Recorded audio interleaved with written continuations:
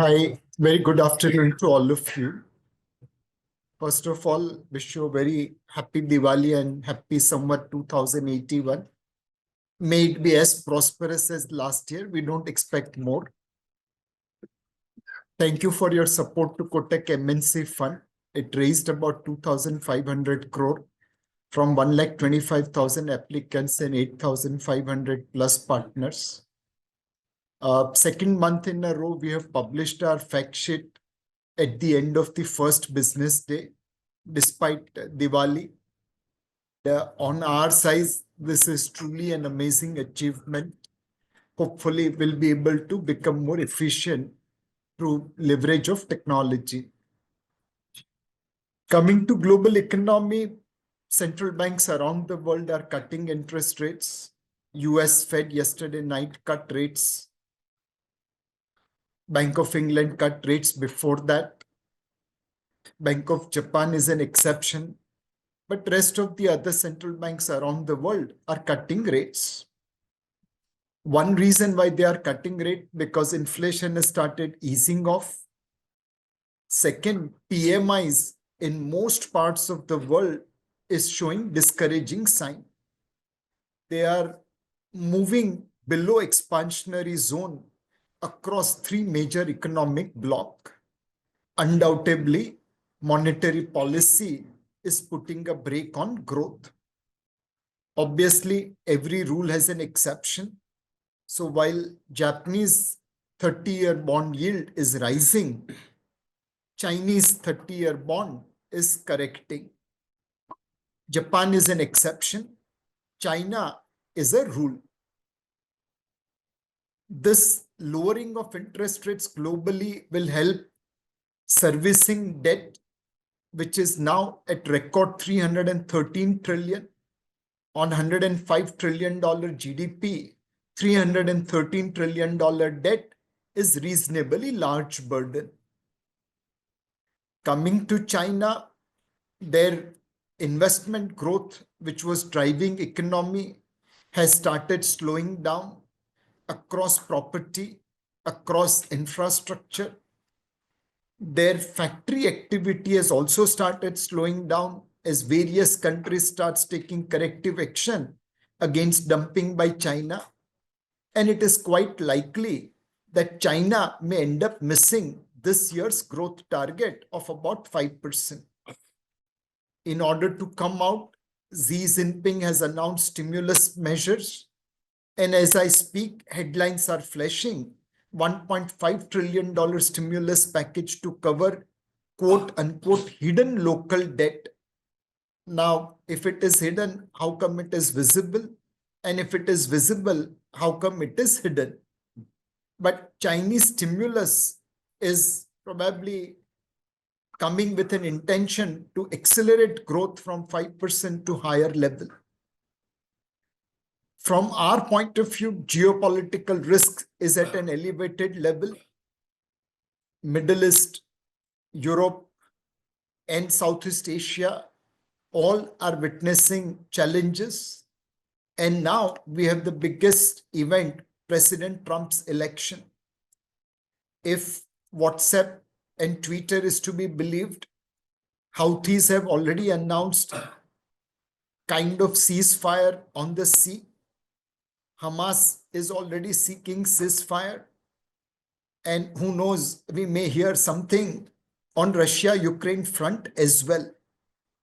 President Putin has already announced that he will welcome any step taken by President Trump on ceasefire. So will geopolitical risk starts coming down because of President Trump? At least first 2 days signs where even when he's not president, things have started cooling off is a positive indicator. Coming to US economy, Fed is a perfect balancer. They have kept on lowering interest rates and reducing liquidity in a calibrated manner, and which has brought down inflation without crashing growth. Despite such a wonderful performance after initial debacle, the tension between Fed and President Trump is likely to increase.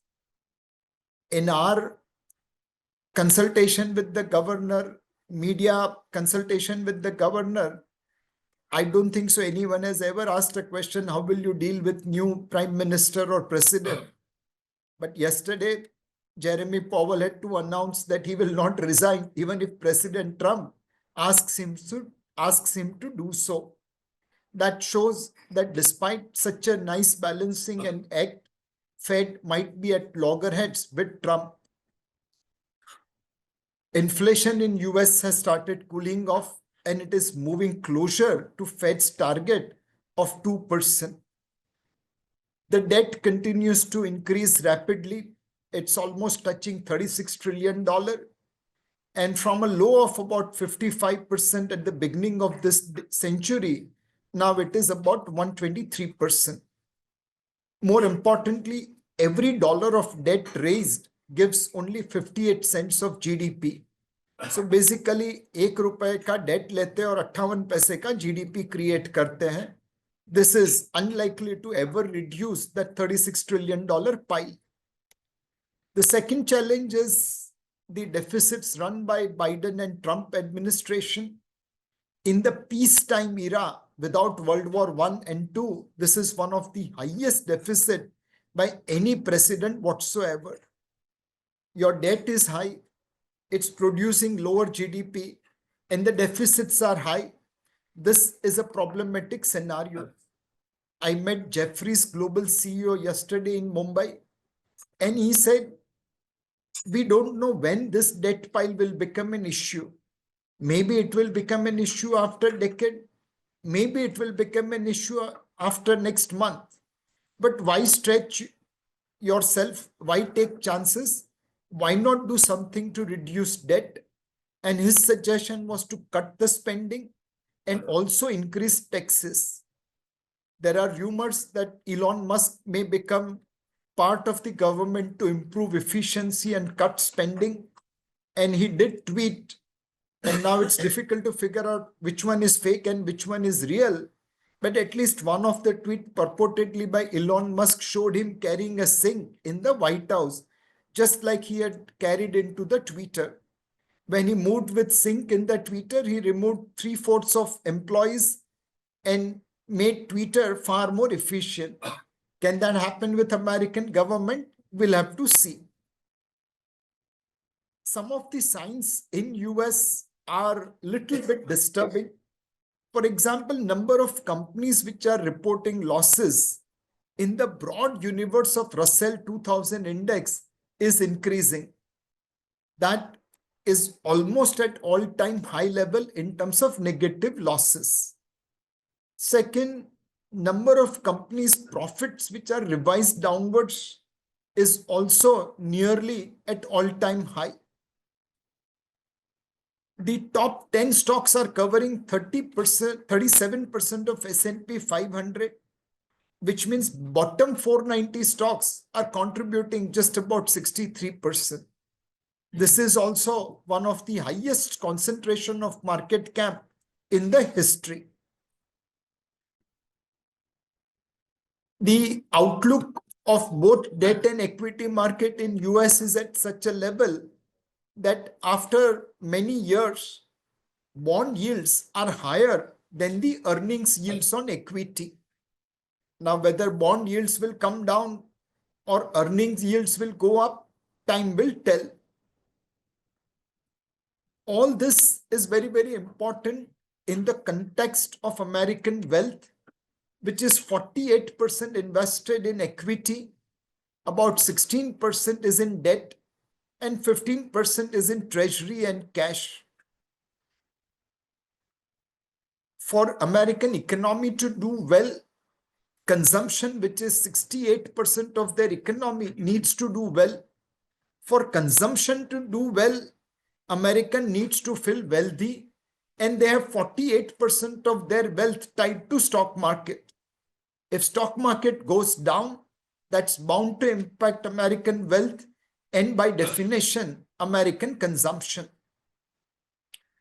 Now, coming to President Trump, in his first term of 4 years, technology did very well. Consumer discretionary did very well as American income went up. Healthcare stocks did very well as he dismantled Obamacare.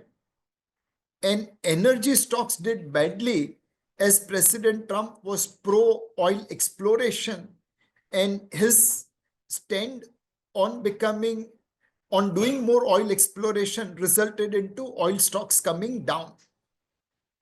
Exactly opposite happened during President Biden's time. He was more conservative on environment. Oil prices did very well.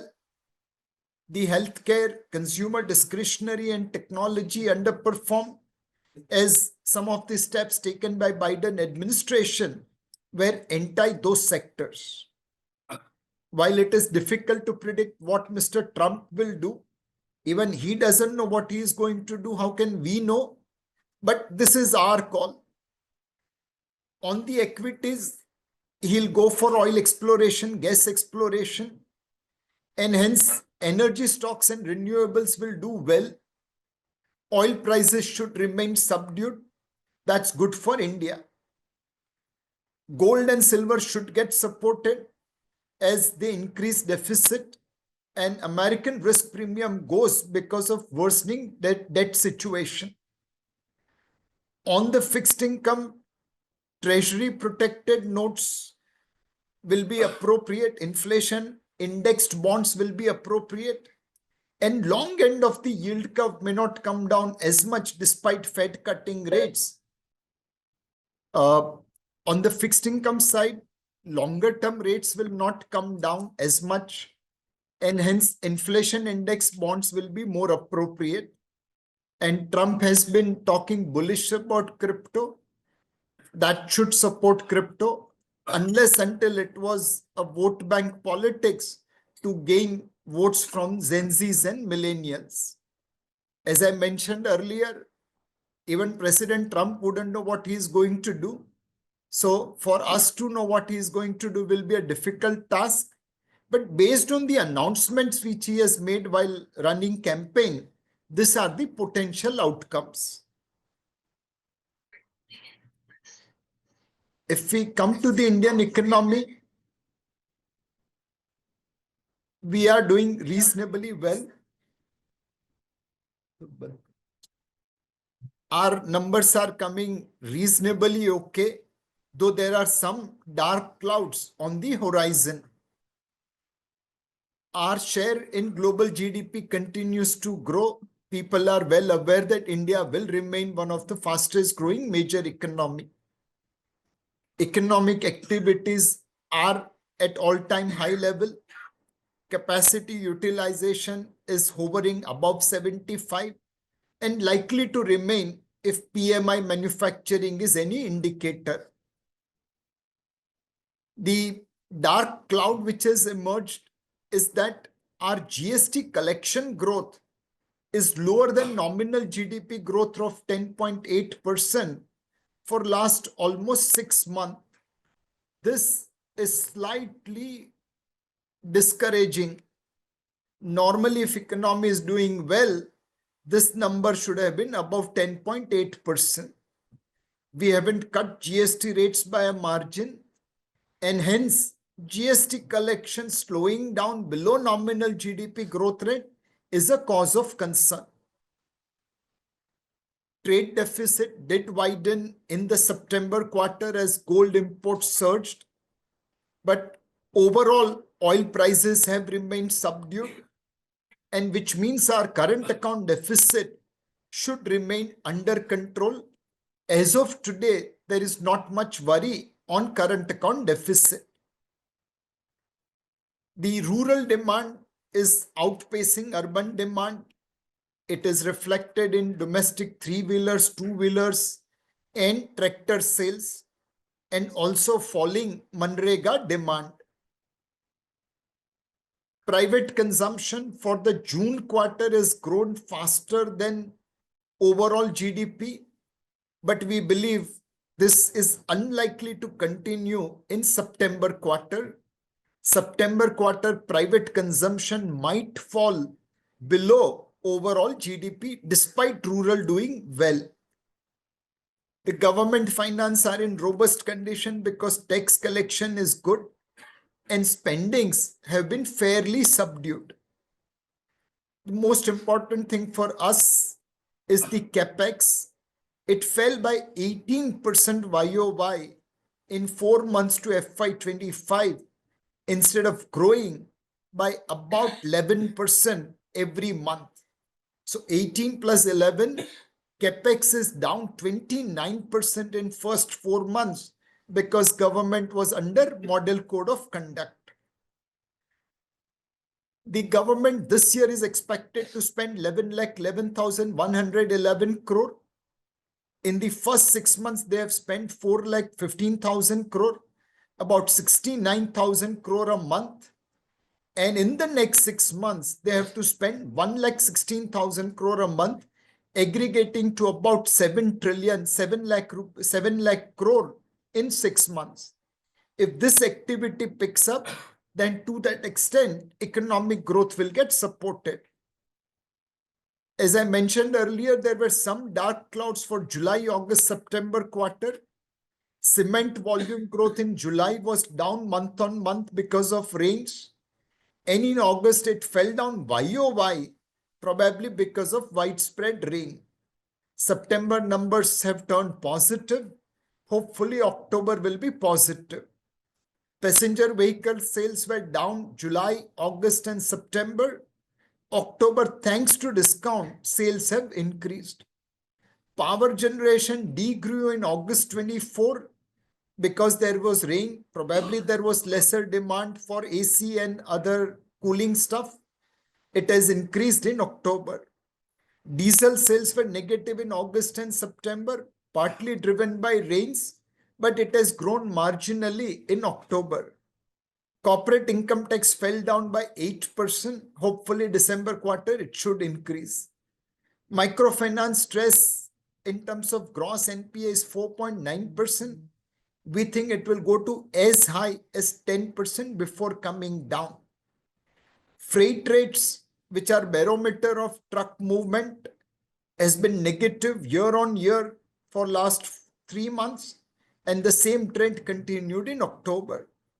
If we are charitable, July, August, September were down because we witnessed heat wave in April, May, June, heavy rains in July, August, September, Shraddh period in September, and low government spending of about 18% YOY and 29% over budget in first 4 months of the current year. We should see this dark clouds going away as festival season has turned positive in autos, in power generation, in diesel consumption, and in cement. And this will be backed up by wedding season, which begins on 12th of November. 50 lakh wedding, 6 lakh crore expected spending. That should support economy. And more importantly, from 69,000 crore a month, government spending will accelerate to 1,16,000 crore a month. All these things should support economy. Corporate India is in a reasonably good shape with very low leverage and high EBITDA and high capacity utilization. Overall, we, despite some dark clouds, appear to be one of the fastest growing major economy for years to come. Converting this into equity markets, our market cap to GDP ratio at 137% has corrected from 145%, but it is well above the historical average of 84%. We don't think there is any chance of mean reversion because profits have grown substantially during this period. Between 2010 to 2020, profit grew 26%, market cap grew 84%. Between 2020 to 24, profit grew 257%, market cap almost followed instantly. Overall, this profit gives us confidence that market cap to GDP ratio will remain at elevated level. Our share in global market cap has come down from 4.6 to 4.3, but it is much higher than average of 2.7. But when my contribution in global GDP incrementally is in double digit, this numbers can sustain. Profit to GDP ratio has moved from bottom 1.6% in 2020 to now about 5.7%. And who knows, it can start touching even 6%. The return on equity of listed companies better than peers, and hence our valuation should remain higher. The quarterly results numbers have been subdued and in many cases in line with expectations. Overall, this year, PAT has degrown by about 4% against expected degrowth of about 7.5%. If we look at Nifty, profit growth is instead of 2.1%, about minus 0.4%. So results are little below subdued expectation. The number of firms which are reporting misses are highest since March 2020. Clearly, September quarterly numbers are little below market expectations. This has resulted into earnings getting revised downwards. Nifty earning from 1070 has come down to 1035. If we look at numbers, and this was Kotak estimate, but if we look at street estimate, Nifty EPS is expected to be 1059. The first quarter EPS came at about 289 rupees, 287 rupees. Second quarter is coming at about 269. That's about 556 rupees in first half. Minus 1059. We just need 503 rupees Nifty EPS in second half. Should we be able to achieve that? Looks quite likely. The challenge is next year's estimate of 1256. Quite likely that it might be revised downwards as 18% earnings growth looks difficult. So we will have some moderation in earnings growth, and hence 10% correction in market is looking reasonable. Valuation wise, large cap is trading at 11% premium, mid and small cap at around 30% premium. To some extent, this premium needs to be adjusted because you remove low PE stocks and bring high PE stocks like Titan and Trent into the Nifty. Valuations are bound to go up. Overall, there is a change where low PE government companies are out, high PE private companies are in. Low PE domestic companies are out, high PE global companies are in. Low PE B2B companies are out, high PE B2C companies are in, and hence there is little higher valuation. If we look at FPI outflows in the month of October, they dumped $11 billion. Domestic investors matched with $12.8 billion buying.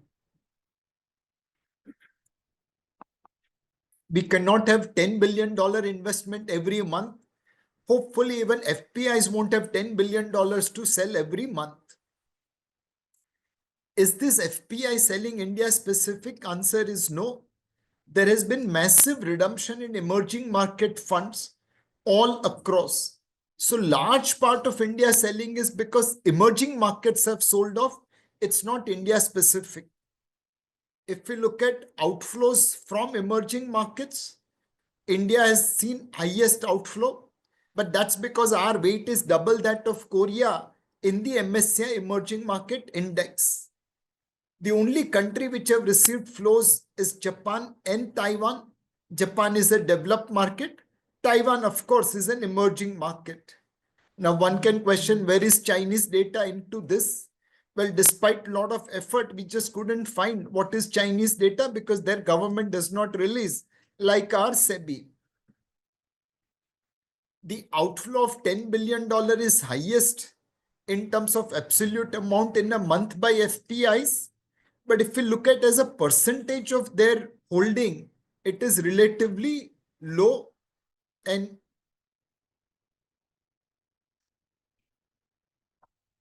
as a percentage of market cap also, it is relatively low.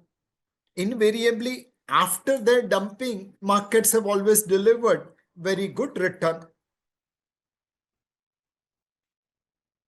Over last couple of years, especially post-COVID, FPIs have been reasonably large sellers, but domestic investors have done a reasonably good job in absorbing their supply. Overall, we still believe markets have no big correction lying ahead. US Fed is likely to cut rates, albeit certainty of a December rate cut has come down a little. We are more likely to see longer rate cuts over a longer cycle rather than front-ended. The government's continuity post-Haryana election is stronger. If Maharashtra election comes in favor of NDA, then to that extent it will be better. Oil prices with President Trump are likely to remain soft. Consumption seems to be recovering in festival, will get aided by wedding. Geopolitical risk with the entry of President Trump has started cooling off, and earnings growth despite September number. Market is expecting lower earnings growth in next half, October to March, than the first half. It should be met. Overall, market is likely to be volatile, but not much upside, not much downside. Our call remains same as last month: overweight large cap, underweight small and mid cap. From January 20 to October 24, 72 stocks out of NSE 100 has delivered more than 100% return, and 318 stocks have delivered more than 100% return in BSE 500. Every third out of fifth stock in market is up 100% in last 4 years. While broad market valuations are still reasonable, from 79 stocks trading above 50 PE, now 209 stocks are trading above 50 PE from BSE 500. Most importantly, the last 20 years return for BSE 500 is about 13%, but last 5-year return is about 19%. And before that, 15-year return was about 11%. Unless until foreigners come to buy desperately, we don't think this kind of return is possible over next 5 years. Likely is that the returns will be ranging somewhere between these two numbers. So we'll have to moderate client expectations significantly. In small cap, the vagaries are even higher. 5-year return is 27%, 20-year return is 12%, and 15-year before that return is 7%.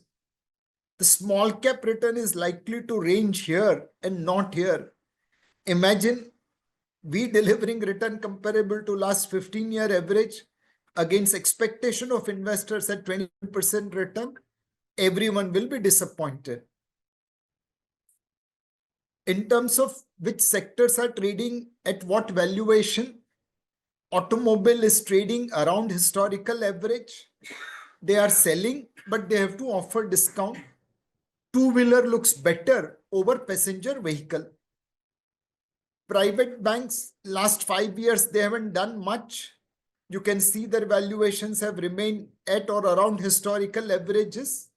Another 3-6 months, there should be challenge because of microfinance credit losses, credit card credit losses, and interest rates coming down and impacting their margin. But this should provide great opportunity to enter into private banks as they are trading below their historical average. NBFC is facing the same headwinds.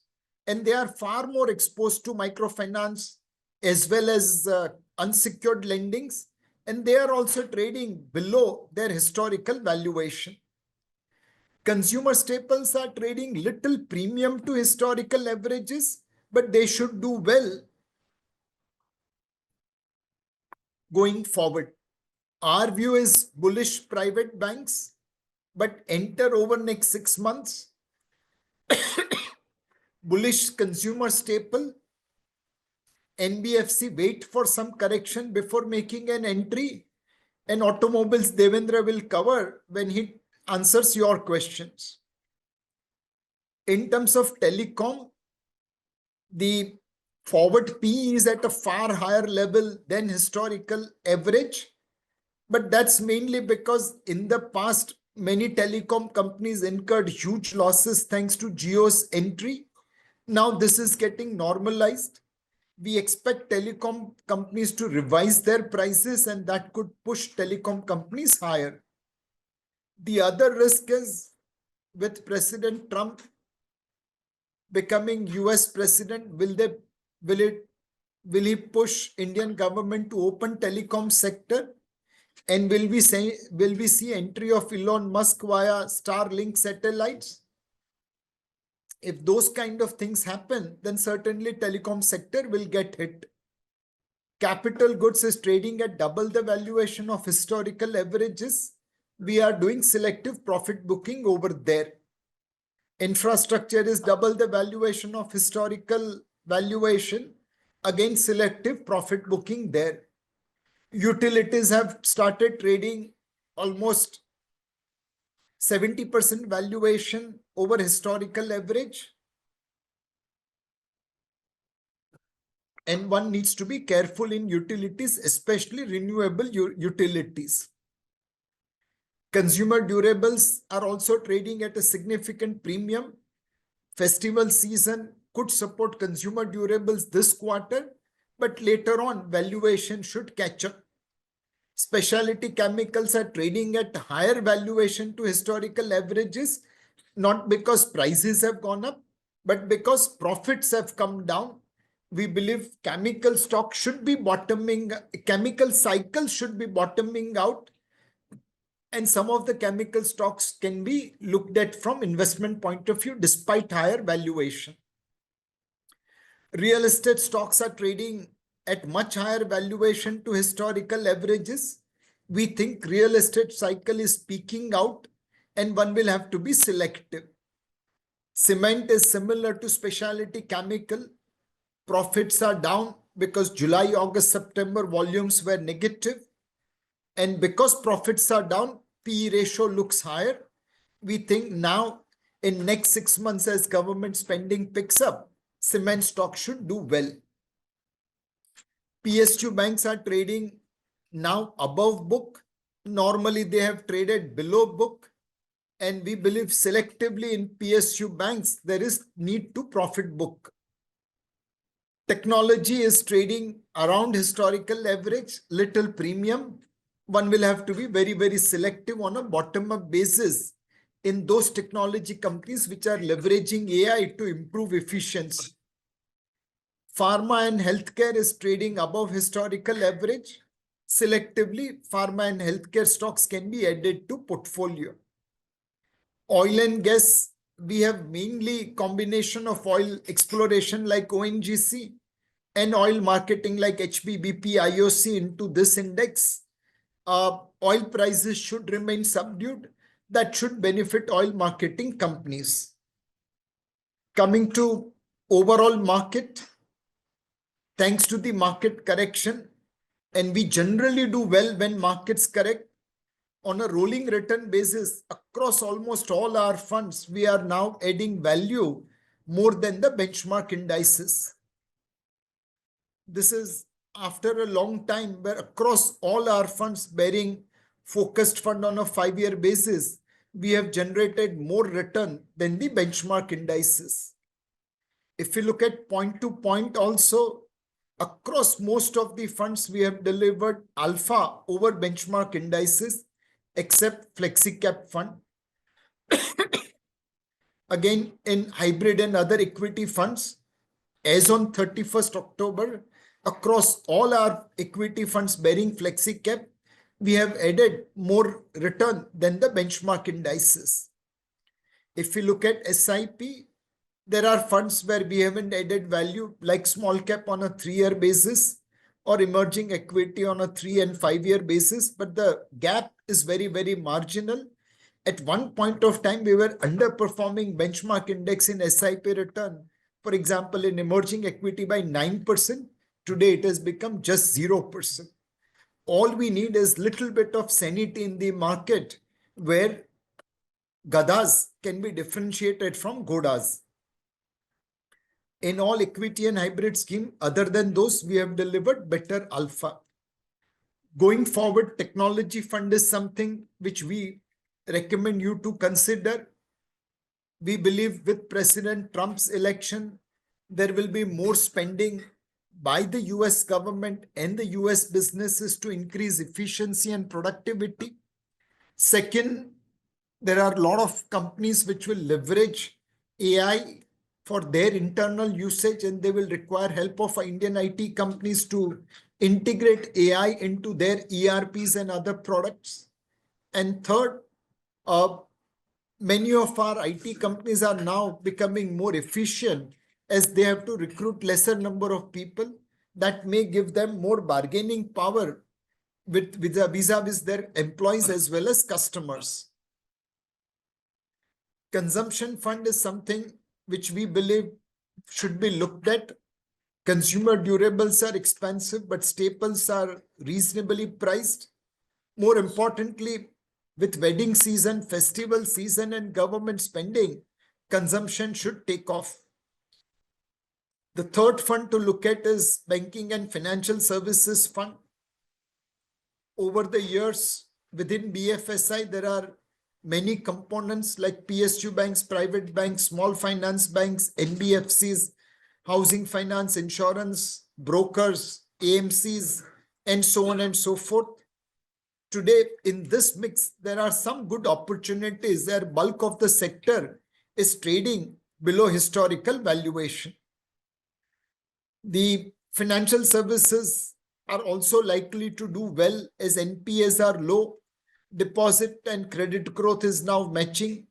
And from a valuation point of view, this is one of the rare sector where they are trading below historical averages. Where we are not going into this BFSI sector funds, one, we are avoiding microfinance because we believe credit risk there will be higher. We are avoiding banks who have excessive exposure to unsecured lending. We are worried about credit costs there also. Digital lending, fintech generally does unsecured lending, hence we have zero exposure. NBFC, we are more into secured NBFCs rather than unsecured NBFCs. And in insurance, we believe they'll become as transparent as mutual fund, and hence it is time to remain underweight. Subject to this caveat, we think BFSI is a sector where one can look to invest over next 3 to 6 months.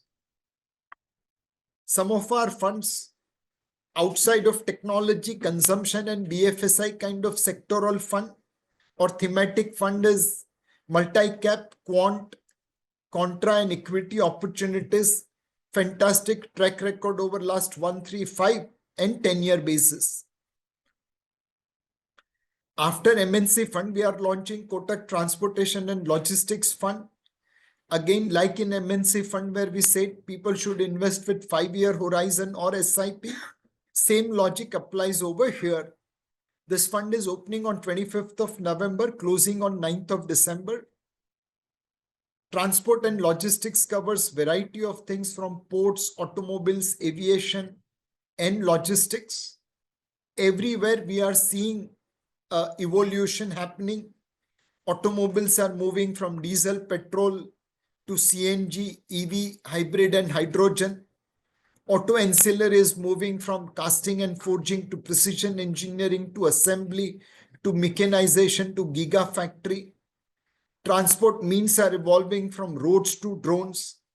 and times is getting crunched from months to minutes in terms of delivery. Why should transportation and logistics fund should be looked at? 87% of market cap universe is tracked by us. It's true to label sector stock thematic funds. And by and large, on the way down in the market, we outperform. And some of the thematic funds which we have launched over the years have delivered reasonable value to investors. Coming to debt market, US inflation is coming down, almost touching Fed's target of 2%. This gives Fed ability to cut rates. They cut as expected in the November FOMC. There is kind of mixed feeling about whether they'll cut the rates in December or not, but certainly they will continue to cut rates in calendar year 2025. Globally, 10-year yields have started declining, bearing markets like China and Thailand. In India, inflation has risen in September. It will rise in October, but post-December again should start coming down. 10-year bond yield has moved up in relation to a spike in the US yield. US moved by significant margin from 370 to 430. Our 10-year yield has just moved from 675 to 690. Liquidity remains well under control. And we still believe this is time to add duration, but now selectively rather than in the past where one could have blindly go long duration. One fund which you should consider is earlier known as Kotak All-Weather Debt Fund of Fund. Now it is known as Kotak Income Plus Arbitrage Fund of Fund. In this, 60% portfolio will be invested into into debt funds on a dynamic basis, and 40% will be invested into equity arbitrage fund. This combination gives us tax advantage. Any return from this fund's investment in growth plan after 2 years will be considered long-term capital gain, taxable at 12.5% under current tax regime. Today, debt funds have no tax exemption or tax benefits. This is one debt fund in our stable which will have 12.5% tax rate after 2 years lock-in in growth plan. 60% debt managed dynamically, 40% arbitrage in order to capture the tax benefits. Other debt funds which are worth looking for investors, for low taxpayers, Kotak Money Market Fund, Kotak Debt Hybrid Scheme or Kotak Dynamic Bond Fund will be appropriate. And for high taxpayers, Kotak Equity Saving Fund or Kotak Balance Advantage Fund will be appropriate. Systematic withdrawal plan is something which one should consider for regular cash flow, and across Balance Advantage Fund, Equity Saving Fund, Equity Hybrid Fund, and Asset Allocator Fund, over last many years, we have not only delivered regular cash flows, but also grown capital to some extent. These are all the products appropriate for senior citizens, retirees who are looking at regular cash flow and also managing outperforming inflation. Any of our fund in this category will be appropriate for senior citizens to receive cash flow. On gold, we have remained bullish since COVID time, bearing 2021 where gold prices didn't rise. It has worked very well. The returns in gold is better than debt side. The gold demand continues to remain high as central banks around the world continues to buy gold. India itself has been increasing its share of gold in its FX reserves, which has moved to 10% from about 5% just 20 years back. not only India is buying gold, but every other BRICS country is also increasing their gold holding. Despite this buying by India and China, current gold holdings is less than 10% of their reserves. And we believe they'll continue to rise and they will all look like developed world's reserves where lot is in gold. The gold demand continues to hover between jewelry, ETF, and central bank buying. We think gold should remain supported despite rally since COVID time. The gold prices are inversely related to US 10-year tips, and we believe as inflation starts coming down, it should be supportive to gold prices. Gold also does well when US interest rate starts coming down. As Fed embark upon rate cut cycle again, gold prices will get supported. Gold ETFs have also started receiving flows in recent times that should also support gold prices.